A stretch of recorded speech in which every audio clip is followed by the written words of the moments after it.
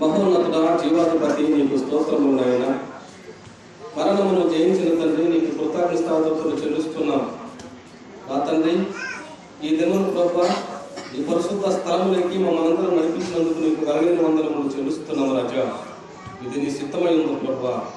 నా తండ్రి, ఇప్పటి వరకు ప్రభా నీ బిడ్డలు పాటలతోనూ దాసుడు వాక్యముతోనూ నిన్ను కనపరుచున్నారు ప్రభా, నీకు వందనము. ఇప్పుడు అల్పుడైన నన్ను నా ప్రభా ఈ సమూహంలోకి చేర్చుకున్నందుకు నీకు వందనము. ఏ వాక్యమైతే ప్రభా నా హృదయంలో విత్తావో ఆ వాక్యమును వివరించుటకు ప్రభా నేను శక్తి సారను వాడినయ్యా. నా తండ్రి, ఆకాశంలో ఉన్న ఆ ప్రచండమైన శక్తిని నా పైన కుమ్మరించండి. నా నోటికి మీరే బోరగా ఉండి ప్రభా ఈ వాక్యాన్ని వివరించుటకు ప్రభా సమర్థుడిగా ఉంచమని ప్రార్థిస్తున్నానయ్యా, నీకు వందనము. ఇక్కడ కూర్చున్న ప్రతి ఒక్క బిడ్డను జ్ఞాపకం చేసుకున్నాడు ప్రభా. ఏ ఆలోచన లేకుండా ప్రభా నిద్రమత్తు నుంచి విడుదల చేసిన ప్రభా వాక్యాన్ని వారి హృదయంలో ఉంచుకునే బిడ్డలుగా వేరుపరచమని ప్రార్థిస్తున్నాం. ఈ చుట్టుపక్కల ఉన్న సాతాన అంధకార శక్తులను ప్రభా యేసునామములో లయపరచమని, ఈ మధ్యాహ్న కాలంతో సమృద్ధిగా నింపమని మా రక్షకుడైన యేసుక్రీస్తు నామమున పేరట అడిగి వేడుకొనుచున్నాము తండ్రి, ఆమేన్. నేను ఒక 10 నిమిషాలు మాత్రం చెప్తాను. తర్వాత చర్చి విషయాలు మాట్లాడేది ఒక 10 నిమిషాల్లో నేను ముగిస్తాను. ఇద్దరు వ్యక్తుల గురించి మీకు పరిచయం చేసి వారు ఎందుకు ఆ ప్రార్థనా స్థలానికి వెళ్ళారు, వారు ఎందుకు అక్కడ ఘనమైన కార్యం చేశారు అనే దాని గురించి మీకు వివరించి నేను ముగిస్తాను. అపోస్తల కార్యాల గ్రంథంలో 16వ అధ్యాయము 16వ వచనంలో ఒక మాట రాయబడి ఉంది. ఏమని రాయబడి ఉందంటే, అపోస్తల కార్యములు 16:16 మేము ప్రార్థనా స్థలములకు పోవుచుండగా పుత్రులను దెయ్యం పట్టిన ఒక చిన్నది సోదర చెప్పుల చేత మన యజమానికి బహు లాభం సంపాదించుకొని అని రాయబడింది. వీళ్ళు ఎవరంటే పౌలు శీలలు ఇక్కడ ప్రార్థనా సమయాన్ని ముగించుకొని వేరొక స్థలానికి ప్రార్థన చేయడానికి వెళుతున్నారని ఇక్కడ రాయబడింది. ఆ స్థలంలోకి వెళుతున్నప్పుడు వీళ్ళకి మార్గ మధ్యలో ఒక వింత కనపడింది.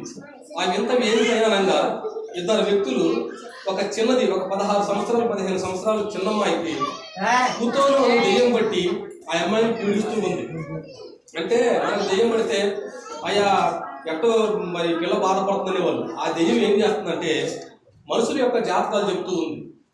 ఆ అమ్మాయిని అట్ట కుర్చీలో కూర్చోబెట్టి అనేక మంది దగ్గరకు వచ్చినప్పుడు, అమ్మా నువ్వు ఇలా చేస్తున్నావు, నీ సమస్య ఎలాగుంది, నువ్వు కుటుంబంలో ఎలాగుందని చెప్తునేసరికి అందరూ ఎవరు దేవత లేకపోతే దేవుడు అనుకొని అందరూ వచ్చి ఆ పుతేనను దెయ్యం పట్టిన చిన్నదాని దగ్గర కూర్చొని ఉన్నారు. అయితే ఇక్కడ ఎదురుగా కూర్చున్నప్పుడు ఆ వద్ద అన్న స్థలమునకు ఈ పౌలు శీలలు బయలుదేరి వస్తున్నారు. అప్పుడు వాళ్ళు ఎంత దూరంలో ఉన్నారంటే సుమారు ఆ మసీద్ అంత దగ్గరలో ఉన్నారు. అక్కడ ఉన్నప్పుడు ఈ సాతాను, ఈ అమ్మాయిలో ఉన్న సాతాను ఏమంటుందంటే, ఓ సర్వోన్నతమైన దేవుని కుమారులారా, మీకు ఈ స్థలమునకు ఏమి పని? ఆలోచించండి. వాక్యం చిన్నగా అర్థం చేసుకోవటం, గ్రహించటం నేర్చుకోండి. ఈ మాట ఎందుకు చెబుతున్నానంటే వాక్యము 2 అంచులుగా ఖడ్గమైంది. ఇప్పటి వరకు పాటలు పాడినాను, మనం ఎన్ని చేసినాను. బైబిల్ ఏమని చెబుతుందంటే, జాతి యందు వాక్యం ఉండను, వాక్యమే దేవుడయ్యి ఉండెను. ఈ వాక్యమే దేవుడు. నీవు గలమెత్తి పాట పాడినాను, ఏమి చేసినా లాభం లేదు, కానీ ఈ వాక్యం అనే విత్తనాన్ని నీ హృదయంలో మురిపించుకుంటే చాలు. అయితే ఆ మసీద్ దగ్గర ఉన్నంత లెక్కలోనే ఈలో ఉన్న సాతాను ఏమంటుందంటే, ఓ సర్వోన్నతమైన దేవుని కుమారులారా, పౌలు శీలను చూసి అంటుంది, ఓ సర్వోన్నతమైన దేవుని కుమారులారా, ఈ స్థలంలో మీకేం పని? అంటే భయం పుట్టింది సాతానికి. ఎవరిని చూసి? దేవుడు చూసి కాదు, దేవుని పిల్లలు చూసి భయం పుట్టింది. మరి మనం కూడా బయట కూడా నిద్రపోయేటప్పుడు గాఢాంధకారంలో ఒక పీడకలు వచ్చిందనుకో, అప్పుడు లేసి ఏ రక్తం చిరువు రక్తం అనుకుంటాం. అప్పుడు గుర్తుకొస్తాడు దేవుడు, మీ హృదయంలో జరుగుండొచ్చు ఇవన్నీ. గాఢమైన నిద్రలో ఉన్నప్పుడు ఒక పీడకలు వచ్చిందనుకో, మనం చచ్చిపోయి మనం మోసపోతున్నట్టు, లేక మనకు సర్పమైనప్పుడు మనం కలుస్తున్నట్టు, లేక మనం ఎవరు వచ్చి చంపుతున్నట్లు ఉంటే లెగిసి ఏసు రక్తం చిరు రక్తం ప్రభు నాకు ఈ పీడకలు వచ్చిందని చెప్పేసి అర్ధరేత్రి అప్పుడు జ్ఞాపకం చేసుకుంటాడు. ఈరోజు పలావుడుకొని శుభ్రంగా మాంసం అన్నం తిన్నప్పుడు ప్రార్థన చేయవు, ప్రభువా ఈ ఆహారాన్ని నీవు ఇచ్చావు, ఇదిగో ఈ మాంసాన్ని ఇవాళ నాకు ఇచ్చావు, ఇది నిశ్చితమైంది ప్రభువా, నీవిపోతే మాకు ఏది దొరకదని మనం ప్రార్థన చెయ్యం. అయితే ఈ సాతాను ఏమని పిలుస్తుందంటే, ఈ సాతాను పేరు ఏంటంటే పుతోను. ఈ పుతోను అనేది దెయ్యబట్టిన చిన్నది వాళ్ళతో మాట్లాడుతుంది. ఏమని మాట్లాడుతుందంటే, ఓ సర్వోన్నతమైన దేవుని కుమారులారా, మీకు ఈ స్థలంలో ఏం పని? ఎమ్మటే వీళ్ళు ఏమన్నారంటే, సాతానా ఆ చిన్నదాన్ని విడిచి వెళ్ళిపోమని అక్కడుండి ఆలోచించగానే ఈమెలో ఉన్న సాతాను వెడలిపోయిందంటే వెళ్ళిపోయిన తర్వాత ఇంకా సోద చెప్పడం మానుకుంది. ఇప్పుడు ఎవరు ఒక ఎదురు కూర్చోబెట్టారు అనుకో, అమ్మా ఏం పరిస్థితి ఏందని నేను చెప్పట్లే ఇంకా. ఎందుకని? ఆమెలో ఉన్న సాతాను వెడలిపోయింది. బయటికి వెళ్ళిపోయిన తర్వాత ఇక సోది చెప్పటం మానుకున్న తర్వాత పౌలు శరీరం దగ్గరికి వచ్చిన తర్వాత అప్పుడు లేచి కేకలేస్తుంది మళ్ళీ ఈ చిన్నది, ఓ సర్వోన్నతమైన దేవుని కుమారులారా నా దగ్గరికి రావద్దు. అప్పుడు వీళ్ళు ఆలోచించి, మనం రోమిలం కదా, వీళ్ళెవరో యూదులు కదా అని చెప్పేసి అక్కడికి వెళ్ళి వాళ్ళ రాజ్యాధికారులతో చెప్పి ఈ పౌలు శీలని కొట్టించారు. అమ్మా దేనికి కొట్టించారు చెప్పండి ఒకసారి. వీళ్ళు ఏ తప్పు చేయలే అక్కడ, వీళ్ళు ఏ నేరం చేయలే అక్కడ. కానీ ఆ సైతాంతో వీళ్ళు మాట్లాడలేదు. కానీ వీళ్ళు వచ్చిన తర్వాత వీళ్ళు ఏమని చెప్పారంటే, అక్కడికి వెళ్ళి వీళ్ళ మీద అబద్ధాలు చెప్పారు. అయ్యా ఇక్కడ ఏదో మత కల్పాలు రేపడానికి వీళ్ళు వచ్చారు, ఇక్కడికి వచ్చిన తర్వాత ఈ అమ్మాయి మాట్లాడటం మానుకుంది, అసలు మన దేశంలో ఏం పని వాళ్ళకి ఎందుకు వచ్చారని చెప్పేసి అబద్ధాలు చెప్పి వాళ్ళ కర్రలతో కొట్టించి చెరసాల్లో వేశారు. ఆ జైలుకారులతో మాట్లాడి ఆ చెరసాల్లో వేసినప్పుడు ఇంచుమించు మధ్యరాత్రి కాల సమయంలో ఒక ఆయనేమో ప్రార్థన చేస్తూ ఉన్నాడు, ఒక ఆయనేమో పాట పాడుతూ ఉన్నాడు.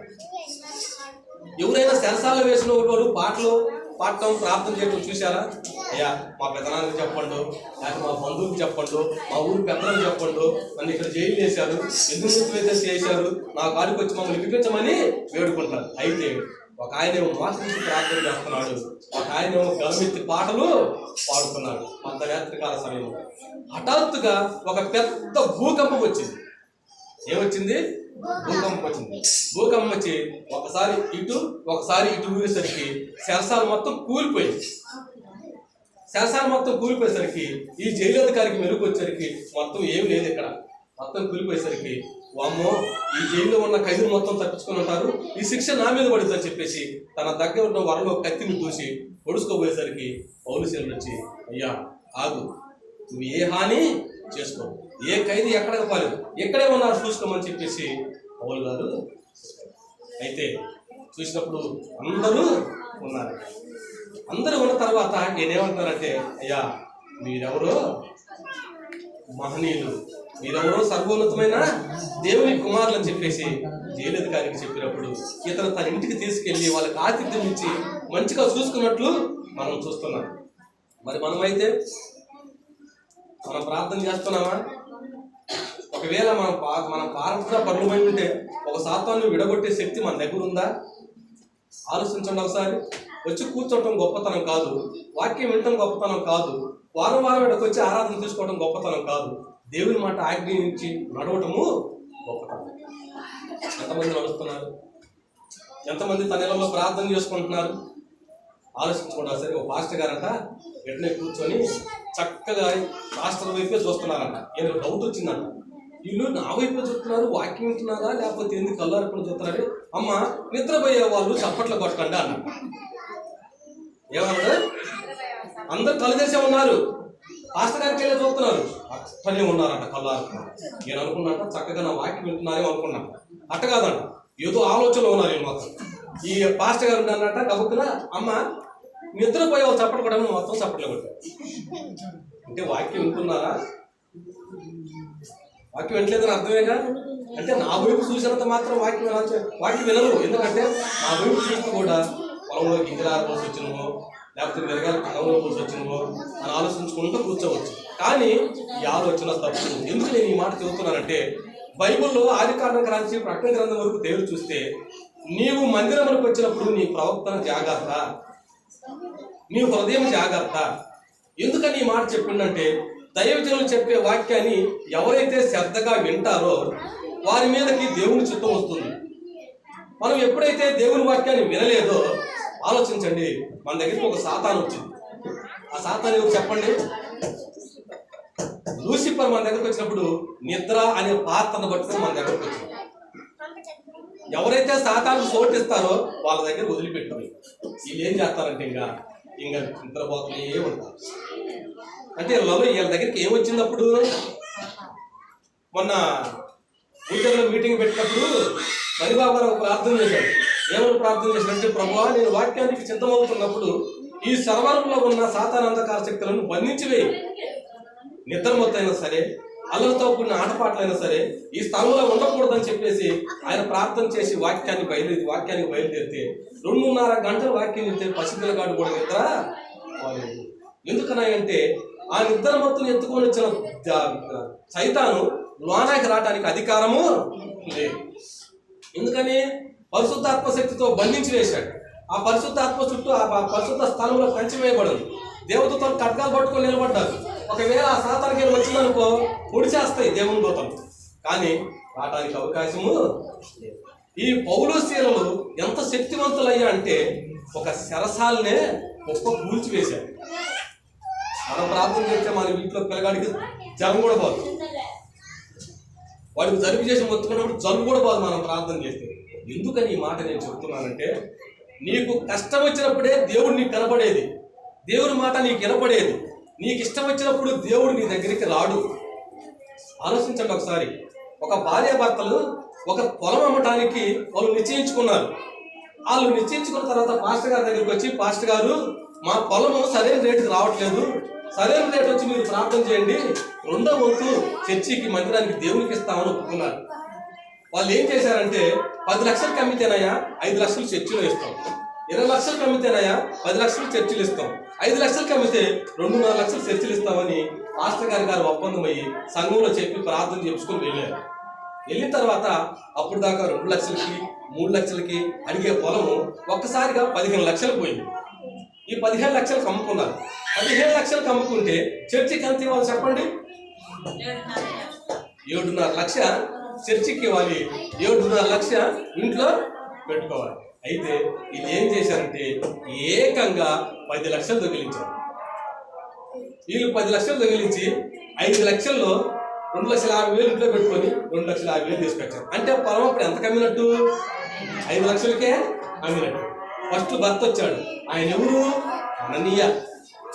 ఆయన వచ్చి పాస్టర్ గారి దగ్గరికి వచ్చి, పాస్టర్ గారు, ఇదిగో మంచి బేరం వచ్చింది మా పొలానికి, ఇదిగో దేవుడికి ఇస్తున్నాను పాస్టర్ గారు వేసాడు. అననీయ, నేను అమ్మింది ఎంతకేనంటే, అయ్యా మేము అమ్మింది 5 లక్షలకే, 2,50,000 తీసుకొచ్చి మందిరంలో ఇచ్చాను అనగానే అమ్మగారు వచ్చింది. ఎవరమ్మా? ఆ పేరా అంటే అననీయ భార్య. ఆమె కూడా వచ్చిన తర్వాత, అమ్మ మీ దగ్గర ఇక నిలబడమన్నప్పుడు, అమ్మ మీ పొలం ఎంత కమ్మారు అన్నప్పుడు, అయ్యా మేము 5 లక్షలకి అమ్మామని చెప్పి ఇద్దరు భార్య భర్తలు కూడా కఠినంగా అబద్ధము ఆడారు. అప్పుడు అంటే వాళ్ళిద్దరు సంఘం చూస్తుండగా నెత్తురు కక్కుని అక్కడే చనిపోయారు. వీళ్ళు చేసిన పాపం ఏం చెప్పండి? ఎందుకు చనిపోయారు వీళ్ళిద్దరు? అబద్ధం ఆడినందుకు దేవుడు నీకు ఆశ్రయం ఇచ్చి, నీకు ఐశ్వర్యం ఇచ్చి, మంచి రేట్లు ఇస్తే నువ్వేం చేసావంటే అబద్ధాన్ని తీసుకొని మందిరానికి వచ్చావు. మన చర్చిలో సాక్ష్యాలు చెప్పట్లా, ఈ చుట్టుపక్కల 5 మండలంలో సాక్ష్యాలు చెప్పుకుంటున్నారు.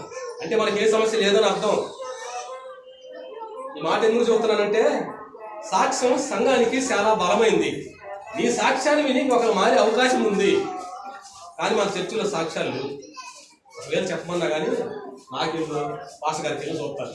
అంటే మా ఒక్కరికేమో సమస్య మరి. కానీ నీ ఇంట్లో గేదె మేత వేయట్లేదు అనుకో, సపోజ్ చెబుతున్నా, గేదె మేత వేయట్లేదు అనుకో, నువ్వు ప్రార్థన చేస్తే తగ్గలేదు అనుకో, మందిరానికి వచ్చామా నేను 1,00,000 రూపాయలు పెట్టి గేదెను కొనుక్కున్నా ఈ జీవనోపాధి కోసం, 4 రోజుల నుంచి అది మేత వేయట్లేదమ్మా, నా గేదె గురించి సంఘం మొత్తం ప్రార్థన చేయండి. ఇప్పుడు ఈ సంఘం మొత్తం కూడా నీ సమస్యను జ్ఞాపకం చేసుకొని మన గృహాలలో ప్రార్థనలో నీ గేదె గురించి ప్రార్థన చేస్తారు. తల్లి అది మేత తిను. ఎందుకని? ఏకకంఠంతో ఈ సంఘంలో ఉన్న 40 మంది కూడా ప్రార్థన చేశారు కాబట్టి దేవుడు ఈ ప్రార్థనను ఆలకిస్తాడు. ఒకటి మణిబాబు గారు కూడా చెప్పారు, గుర్తుందా మీకు? ఎప్పుడైతే ఏకుజాము నుంచి ప్రార్థన చేయాలి. ఏకుజాము ఎప్పుడు? 3 తెల్లదామున 3 లేసి ఈ కాలకృత్యములు తీర్చుకొని ఈ ముఖం శుభ్రంగా కడుక్కొని తలంటు మామూలుగా స్నానం చేసి నువ్వు వచ్చి ప్రార్థనలో కూర్చుంటే దేవుని దూతలు పాత్రలు పట్టుకొని భూలోకానికి వస్తారు. వాళ్ళు భూలోకానికి వచ్చినప్పుడు ఎంతమంది అయితే ప్రార్థన చేస్తున్నారో వారి ప్రార్థన మొత్తాన్ని కంఠస్థం చేసుకొని వెళ్ళిపోతారు. అక్కడ ఒకసారి పాత్రలు పెట్టుకొని వెళ్ళిపోతారు. మరియమ్మ పాత్ర ఇది, బుజ్జమ్మ పాత్ర ఇది అని చెప్పేసి తీసుకుని వెళ్ళి దేవుని దగ్గర ఇలా ఈ పాత్ర ఉంచబడుతుంది. నీవు 5:30కి లేచి హడావుడిగా లేచి కాలు చేతులు పెట్టుకుని ప్రార్థన చేసిన గొంగడ తేనెలో ఒక నీటి చుక్క వేసినట్లే. నీటి చుక్క వేస్తే తేనె అంతా ఇరిగిపోయింది. కనుక 5:30కి లేచి నువ్వు 5ంటికి లేచి చేసిన ప్రార్థన నీ వ్యర్థమే. నీ ప్రార్థన వేకుజామున 3ంటికి లేచి 4:30 వరకు ప్రార్థనలో దేవుని దూతలు సంచరిస్తూ ఉంటారు భూలోకంలో. అప్పుడు నీ ప్రార్థన విన్నపం ఏదో దేవుడు వింటాడు. నా కుమారుడు తాగు నుంచి విడుదల పొందట్లేదయ్యా, నా భర్త తాగు నుంచి విడుదల పొందట్లేదయ్యా, నా కుమార్తె ఎవరినో ప్రేమించచ్చు ప్రభు, వాడిని చేసుకుంటానని చెప్పేసి మా తల్లిదండ్రులు తిప్పలు పెడుతుంది ప్రభు, ఇదిగో నా కుటుంబాన్ని కాపాడు ప్రభు, నా భర్తకు బాగలేదయ్యా, నా కుటుంబానికి బాగలేదని చెప్పేసి నీ విన్నపమును ఆ దేవుని దూత పాత్రలో పెట్టుకుని దేవుని దగ్గరికి వెళ్తాడు. అప్పుడు ఆ విన్నపము దేవుని దగ్గర ప్రధాన దూతమైన ఒక దూత ఉంటది. ఇవాళ ప్రార్థన ఎంతమంది చేశారు, నా దగ్గరకు దూపం ప్రార్థన దూపం ఎంతమంది వచ్చిందంటే అప్పుడు నీ పాత్ర తెరవంగానే నువ్వు చేసిన ప్రార్థన మొత్తం దాంట్లో ఉంటుంది. నీవు నీతి మంత్రాలు కనుక, నీవు పరిశుద్ధంగా జీవిస్తున్నావు కనుక నీ ప్రార్థన విన్నప్పుడు దూపలే దేవుని దగ్గరికి చేరినప్పుడు దేవుని దగ్గర నుంచి నీకు బహుమానం వస్తుంది. అందుకే కొర్నేలు జీవితంలో బైబిల్లో రాయబడింది. అపోస్తలుల కార్యాలు 10వ అధ్యాయం 1వ వచనం చదివితే ఉంది. ఏమో రాయబడుతుంటే ఇటలీ పటాలంలో శతాధిపతి అయిన కొర్నేలు భక్తిపరుడు ఒకడు ఉండేను. ఏమని రాయబడిందమ్మా? కొర్నేలు అని భక్తిపరుడు, తన ఇంటి వారందరూ కూడా దేవుని యందు భయభక్తులు కలిగి జీవించడం రాయబడింది. కొర్నేలు ఒక్కడనే కాదు, తన ఇంటి వారందరూ కూడా దేవుని యందు భయభక్తులుగా జీవిస్తున్నారని బైబిల్లో రాయబడింది. ఇతను చేసిన దానము, ఇతను చేసిన ధర్మము, ఇతను చేసిన ప్రార్థన కొర్నేలు సావక ముందే దేవుని దూత నువ్వు ఇంతప్పుడు భూలోకానికి వచ్చి కొర్నేలు అనగానే చెప్పు ప్రభు అంటే నువ్వు చేసిన దాన ధర్మాలు, నువ్వు చేసిన ప్రార్థనలు దేవుని సన్నిధిలో జ్ఞాపకార్థంగా నిలిచిపోయినాయి. ఎంతట ధన్యత తెలుసు, అది ఎవరికి రాదంత భాగ్యం. కొర్నేలు మరణించక ముందే దేవుని సన్నిధిలో నీ పాత్ర నిలిచిందని చెప్పిన మాట కొర్నేలు ఒక్కడికి. నీకుందా చెప్పండి? ఎగతాలైతే చేస్తాం, ఏళ్ళైతే చేస్తాం, అవమాన పాలైతే చేస్తాం, ఘనపరచడం మాత్రం మనకు తెలియదు. ఇదొక్కటి మాత్రం మనకు తెలియదు. ఎందుకంటానంటే నేను బాధతో చెప్తాను ఈ మాటలు మొత్తం మీకు. నేను వెంటనే ఉన్నా, ఇక్కడ మందిరానికి వచ్చి ప్రార్థన చేస్తుంటాము, బయటకు పోయిన తర్వాత మనం ఏం చేస్తున్నాం మనకైతే అర్థము కావట్లేదు. అయితే అక్కడ మహావేదన అని రాయబడింది బైబుల్లో. చనిపోయిన తర్వాత నరకంలో మహా అంటే ఉత్త వేదన కాదు, మహావేదన అని రాయబడింది. ఇక్కడ నీవు అన్నం వండుతున్నప్పుడు చేయగని కాలింది అనుకో, 2-3 రోజులు దాకా ఆ నొప్పి నీకు పోదు. ఆ ఒక్క ఏడు ఇక్కడ ఎక్కడో కాలితేనే నువ్వు అంత అల్లాడిపోతున్నావే, మరి నిలువెల్లా దహించబడుతుందంట, కండలు ఊడిపోతాయి అంట, మళ్ళీ కండలు పుడతనే ఉంటాయి, నెత్తిన బొచ్చు ఊడిపోతుంటదంట, మళ్ళీ వెంట్రుకలు పుడతనే ఉంటాయట. మహావేదన. ఓ ప్రభువా, ఓ ప్రభువా నన్ను కాపాడయ్యా, నేను భూలోకంలో పాపం చేసినందుకు శిక్షించను, నన్ను ఇప్పుడు రక్షించని నువ్వు గోడుమని గోదార్చిన నీకు రక్షణ లేదు.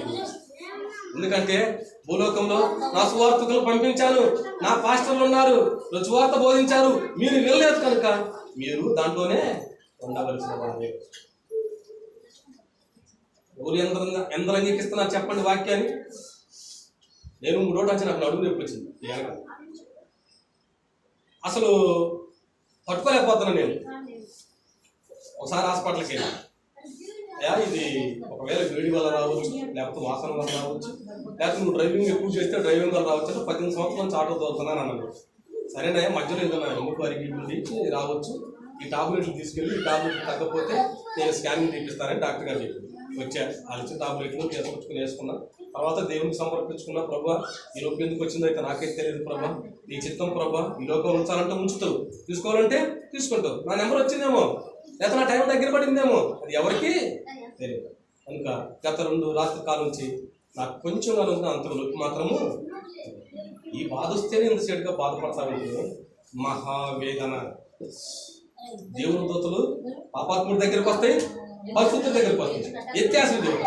పరిశుద్ధుడు మరణిస్తేనేమో దేవుడు ఎత్తుకుని వెళ్ళిపోతాడు, ఎవరిని? చచ్చిపోయిన ఆత్మను. అదే పాపాత్ముడు చచ్చిపోతే ఈడ్చుకుని వెళ్ళిపోతాడు. వచ్చింది దేవదూతలే, 2 తేడాలు కనపడుతుంది. పరిశుద్ధుడైతేనేమో దేవుని ఆత్మ ఎత్తుకొని వెళ్ళిపోతాయి, పాపాత్ముడైతేనేమో వీడ్చుకొని వెళ్ళిపోతాయి. నువ్వు ఆ తీర్మానం కాడికి కాకుండా తెలుసు నువ్వు పాపాత్ముడు. ఇంకా ఈ ఈడ్చుకొని పోతే కూడా తెలుసు ఇంకా నేను పోయేది నరకానికే. ఒకటి ఇంకొకటి చెప్పి నేను ముగిస్తాను. రాత్రి పూట సమయం నీకు కళ వచ్చింది అనుకో, మా అమ్మ వచ్చింది రాత్రి, మా అమ్మ వచ్చి నువ్వు లింగేసి వచ్చి బాగుందని చెప్పింది, నువ్వు వినకుండా పో, లేకపోతే సాలిరాజు దగ్గర పోయి ఇంకొకరి దగ్గరికి వచ్చిందంటే చచ్చిపోయిన మీ అమ్మ రావటానికి లేదు. ప్రకటన గ్రంథం మొత్తం చదవండి. కానీ వీళ్ళు ఎవరయ్యా? మరి దేవుడున్నంటే దెయ్యం ఉందన్నారుగా, మరి ఇక్కడ నుంచి ఈ దైతాన్ని ఎక్కడి నుంచి వచ్చిందంటే మధ్యలో, అంటే దేవుని తీర్మానం రాకముందే మందు దాగి ద్రేసుకొని ఆత్మహత్య చేసుకున్న వాళ్ళు మధ్యలో ఆకాశంలో జీవిస్తూ ఈ దేవుని పిల్లలు చందవటానికి వచ్చి, అయ్యా నేను మీ నాయన రా అనగానే నేను వెలుకొచ్చి వాళ్ళ ఐదు దూసిపోయి, అయ్యా మెయ్యి వచ్చిండయ్యా నా కాళ్ళలోకి. ఏం చెప్పిండయ్యా? నువ్వు ఆటో దోలొద్దండి, తిరిగి కొట్టుకోమన్నాడు, ఇంకన్నీ ఇస్తానన్నాడు. రావటానికి లేదమ్మా. ఇది మాత్రం నమ్మకండి, బైబిల్ నమ్మండి. నీవు ఎప్పుడైతే కన్నీరు పెట్టి ప్రార్థన చేస్తావో నీ సమస్య విడుదల చేయబడుతుంది. మునుపు ఫస్ట్ చర్చకు వచ్చినప్పుడు కూడా చెప్పి ఒక మాట, మన ఇంటి ఎదురు సమస్య వచ్చిందనుకో నువ్వు నమ్మబాకు, హేళన చేయమాకు, ఎగతాళి చేయమాకు. నువ్వు ఎగతాళి చేసి హేళన చేసి అవమాన పాలు చేసినావు అనుకో, ఏదో ఒక రోజు ఆ కుటుంబంకి వచ్చిన సమస్య నీ కుటుంబంకి వస్తుంది. అప్పుడు నువ్వేం చేయాలంటే, ప్రభువా వాళ్ళు నాతో పలకపోయినా బాధ లేదయ్యా, వాళ్ళు నా దగ్గరికి రాకపోయినా బాధ లేదు ప్రభువా, వాళ్ళ కుటుంబంకి తీరని వేదన వచ్చిందయ్యా, తీవ్ర సమస్య వచ్చింది ప్రభువా, వాళ్ళ కుటుంబానికి ఒకసారి చూడాలి, గోజోమని గోడిస్తున్నారు ప్రభువా, ఆ కుటుంబంలో దర్శించు ప్రభువా, నీ వెలుగు నా కుటుంబంలో ప్రసాదించు ప్రభువా, ఆ కుటుంబంతో నువ్వు మాట్లాడు ప్రభువా అని చెప్పేసి రాత్రికాల సమయంలో నువ్వు ఎప్పుడైతే కన్నీరు పెట్టి ప్రార్థన చేస్తావో దేవుని చిత్తం ఆ కుటుంబం మీదకు వెళుతుంది. ఆ కుటుంబానికి రక్షణ వస్తుంది, ఈ కుటుంబానికి దీవెనే వస్తుంది. కనుక నా ప్రియమైనటువంటి సహోదరి సహోదరులారా, ఈ మాటలు నేను ఎందుకు చెప్తున్నానంటే, దేవుడు నోట నుంచి వచ్చి పట్టిన మాట అగ్ని వంటిదే. బైబిల్లో రాయబడింది, నేను సాకల వాడిని సబ్బు వంటి వాడిని. నీవు పాపమైన హృదయంలో చెడిపోయి ఉన్నావా, నా దగ్గరికి రా, నేను కడుగుతా. నేను కంసల వాడిని, అగ్ని వంటి వాడిని. నువ్వు ఒకవేళ వంకటెంకర జీవితం జీవితమా, నా దగ్గరికి రా, పరిశుద్ధాత్మ కొలిములు పెట్టి చక్కగా చేస్తా. నా మాట బండ పగల కొట్టు శక్తి వంటిది. నువ్వు ఎవరి మాట ఆలకించట్లేదా, నా దగ్గరికి రా. నా మాట చాలా కఠినమైనది, నీకు ఎలా నేర్పించాలో, ఎలా నడిపించాలో, ఎలా ప్రార్థన చేయాలో నేను నేర్పిస్తా, నా దగ్గరికి రమ్మని చెప్పేసి బైబిల్ మనకు అన్ని విషయాలు బోధిస్తుంది. బైబిల్ ఒక నిధి లాంటిది. నేను చెప్పింది ఇంకొక ఆయన చెప్పలేడు, ఇంకొక ఆయన చెప్పింది నేను చెప్పలేను, ఆయన చెప్పింది నేను చెప్పలేను. దేవుడు ఒక్కొక్కరికి ఒక్కొక్క వరాన్ని వదిలిపెట్టి పంపించాడు. కనుక నా ప్రేమటువంటి సహోదరి సహోదరులారా, పాట పాడేవాళ్ళు ఇక్కడికి వచ్చి పాడైనా రాదు, గుర్తుపెట్టుకోండి సార్. మీరు పని చేసుకుంటున్నాం, లేకపోతే పొలానికి వెళ్తున్నాం, నోట్లో ఆ సంగీతాన్ని ఆస్వాదిస్తూ ఉండాలి. ఆ సంగీతాన్ని నువ్వు ఆస్వాదిస్తూ ఉంటే నీ స్వరం సరళం చేయబడుద్ది. దేవుడు ఎల్లకాలం నీ పాట విని నీ సరళం చేయబడతాడు. ఇక్కడికి వచ్చి పాడాలంటే ఏదో పెద్దలు నాకు చూసివా, నెమిలి కూసిందని పిగిలి కూసిందంట. ఏం చేసింది? నోరు పగిలి చచ్చిందంట. నెమిలి ఎక్కడా, పిగిలి ఎక్కడా? పిగిలి తింటే ఉంటుంది. నెమిలి ఎంత ఉంటుంది? ఎంత ఉంటుంది. కనుక నా ప్రేమటువంటి సహోదరి సహోదరులారా, పాటల చూడ కూడా దేవుని ప్రార్థించు. నీ కష్టం వచ్చిందనుకో, మంచి పాట పాడుకో, దేవుని పాట పాడుకో.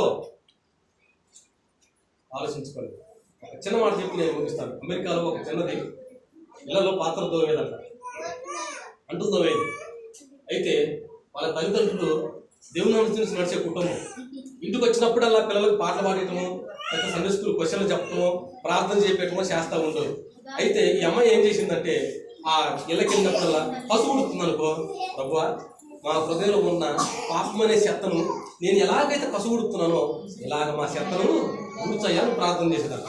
ఒకవేళ తకాలు దోముతుందనుకో, ప్రభువా మా హృదయంలో పాపం అనే మసి మా హృదయంలో ఉందేమో, నేను ఎలాగైతే ఈ పాత్రలు శుభ్రం చేస్తున్నానో ఈ పరిశుద్ధమైన రక్తంతో మమ్మల్ని శుభ్రం చేయడం చెప్పించి ప్రతి ఒక్క పనికి ఆ అమ్మాయి ప్రార్థన చేస్తూనే ఉండేది. ఆ ఊళ్ళో ఉన్న ఒకడు ఏమంటే, అమ్మా నేను యేసుప్రభుని ఎంతగా ప్రేమిస్తున్నావు కదా, యేసుప్రభు కోసం మరణిస్తామంటే మరణిస్తానని చెప్పేసి చట్టానికి ఒక లేఖ రాసింది అమెరికాలో ఒక అమ్మాయి. ఏమని లేఖ రాసిందంటే, నేను ఇంకా చనిపోవాల్సిందే, నా దేవుడికి మాట ఇచ్చా, ఈ లోపల నేను త్వరగా యేసుప్రభుని చూడాలని నిశ్చయించుకున్నాను. ఇక ఆ గవర్నర్కి ఒక లేఖ రాసింది, నా సావుకు ఎవరు కారణము కాదు, నేనే చనిపోతున్నానని చెప్పేసి తీసుకొచ్చి ఆ అమ్మాయిని ఒక ఇనప కుర్చీలో కూర్చోబెట్టి 1200 వాట్స్ కరెంట్ బిల్స్ అంటారు. ఇది రియల్ అమ్మా. 1200 వాట్స్ కరెంట్ పెట్టి ఒక్కసారి స్విచ్ చేస్తే కనీసం ఆ అమ్మాయిని పట్టుకుంటా అబ్బా అనే శబ్దం కూడా నిట్టు నిలువున ఆ కూర్చున్న కుర్చీలోనే అలాగనే బూడిదైపోయింది. నీకుందా నిరీక్షణ? నీకుందా త్యాగము? మరి నాకుందా త్యాగము? 666 ముద్ర పట్టుకుని సాతాను బయలుదేరింది.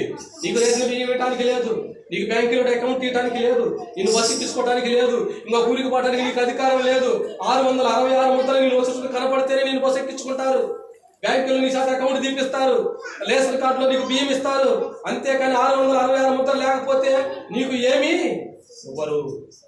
అప్పుడు తెలుసుద్ది నిజమైన భక్తుడు ఎవడు, వేషధారి ఎవరు, మరి ఎవరు వేషం చేస్తున్నారో అప్పుడు అర్థమైంది. ఎక్కువ రోజులు లేదు ఈ సమయంలో. సేవకులను కఠినంగా చేస్తున్నారు.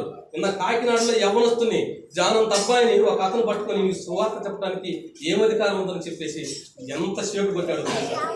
నా దగ్గర వీడియో ఎంతసేపు కొట్టాడో తెలుసా?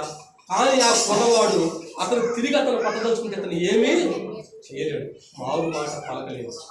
8 మందికి పైగా వచ్చి నేను ఇక్కడ ఎందుకు సువార్తను చెప్పినందుకు కారు చుట్టూ తిప్పించి పట్టాడు. అంటే భక్తులకు హింసలు, విశ్వాసులకు నిందలు బయలుదేరింది దేవుని మాట. ఒకవేళ కఠినంగా నువ్వు పరిశుద్ధంగా ఉన్న అబ్బాయి పరిశుద్ధంగా ఉన్నట్లమ్మా, ఏదో మనకెందుకు బోధిస్తుంది అని చెప్పే టైము దగ్గర. అందుకే బైబిల్లో మత్తయి సువార్తలో రాయబడింది. ఏమని రాయబడిందంటే, లోకులు నిన్ను హింసించి నిందించి అవమానపరిచినప్పుడల్లా మీరు ధనులు రాయబడింది. ఇక నిందించని, అవమానపరచని, ఏమన్నా చేయని, నీ బ్రతికిలో దేవునికి తెలుసు, నీ హృదయంలో దేవునికి తెలుసు.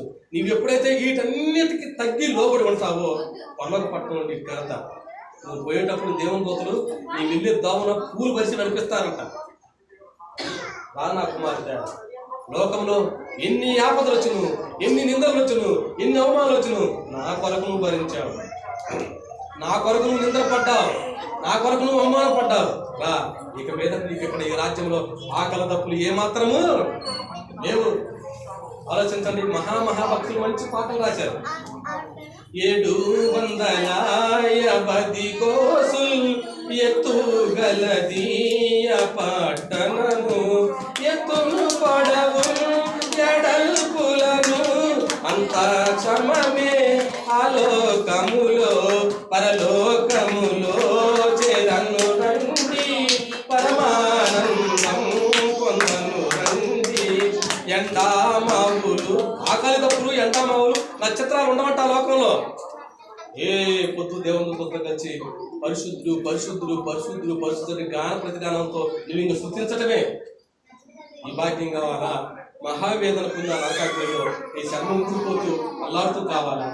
కనుక మీరు ఇంటికి ప్రార్థన చేసుకోండి, దేవుని ఆరాధించండి, ఈ సమస్యను దేవునికి తెలియజేయండి. కళ్ళు మూసుకొని చిన్న ప్రార్థన చేసుకున్నాం. మహోన్నత జీవాధిపతి నీకు స్తోత్రములు ఆయన, ఆరాధనకు వెంటగా నీకు వందనము.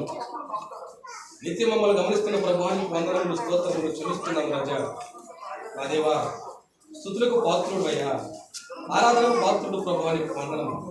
ఇప్పటి వరకు ప్రభువా నీ బిడ్డలు చక్కని వాక్యాన్ని ఉన్నారు ప్రభువా, నిద్రమత్తు నుంచి దూరం చేసిన ప్రభువా, ఆ వాక్యాన్ని విని ప్రభువా వాక్యానుసారంగా నడుచుకునే కృపను ప్రతి ఒక్కరికి దయచేయమని ప్రార్థిస్తున్నాను ప్రభువా నీకు వందనము. ఈ మధ్యాహ్న కాల సమయంలో ప్రభువా ఈ ఆత్మ మా మధ్యలో ఉందని మేము నమ్ముచున్నాం ప్రభువా. ఇదిగో ప్రభా ప్రతి ఒక్కరు దర్శించండి అయ్యా, ప్రతి ఒక్కరితో మీరు మాట్లాడండి ప్రభువా. ఎవరు ఏ సమస్యలో ఉన్నారో ప్రభువా, ఎవరు ఏ ఇబ్బందులో ఉన్నారో ప్రభువా మాకు తెలియదురా ప్రభువా.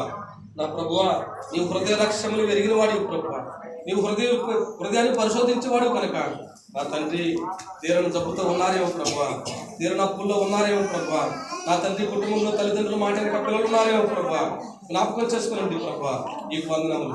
ఈ మధ్యాహ్న కాల సమయంలో ప్రభువా ఈ చిత్తాన్ని ప్రభు ప్రతి ఒక్కరి గురించి మరి ప్రార్థిస్తున్నానయ్యా నీకు వందనములు. నీ రాకడ పర్యంతరంలో ప్రభువా మేమందరం ప్రభువా నా తండ్రి నీతో పాటు వచ్చే కృపను దయచేయండి ప్రభువా.